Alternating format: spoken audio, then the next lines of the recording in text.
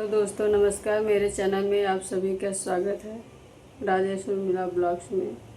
तो मैं एक छोटा सा नाच गीत गाने जा रही हूँ। कैसा लगेगा कमेंट करके ज़रूर बताइएगा।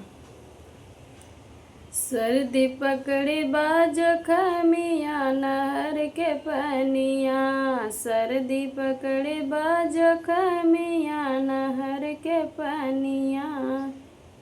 सोने की थाली में जेवना बनाए, सोने की थाली में जेवना बनाए, जेवना न जेवई महल की रानिया।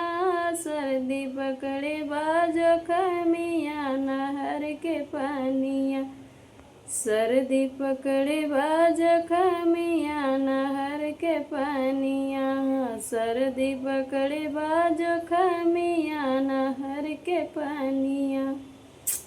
जजड़े गड़ुलवा गंगा जल पानी, गजड़े गड़ुलवा गंगा जल पानी।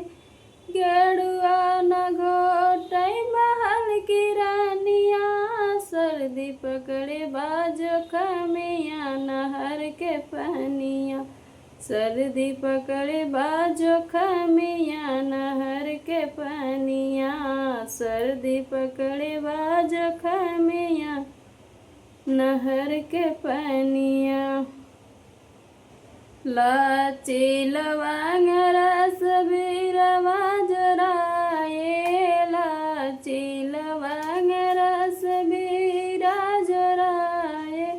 बीरवा न कोचई महल की रानिया, सर्दी पकड़े बाजो खमिया नहर के पनिया, सर्दी पकड़े बाजो खमिया नहर के पनिया, सर्दी पकड़े बाजो खमिया नहर के पनिया। फूल ही चुन चुन से जिया लगाए, फूल ही चुन चुन से जिया लगाए।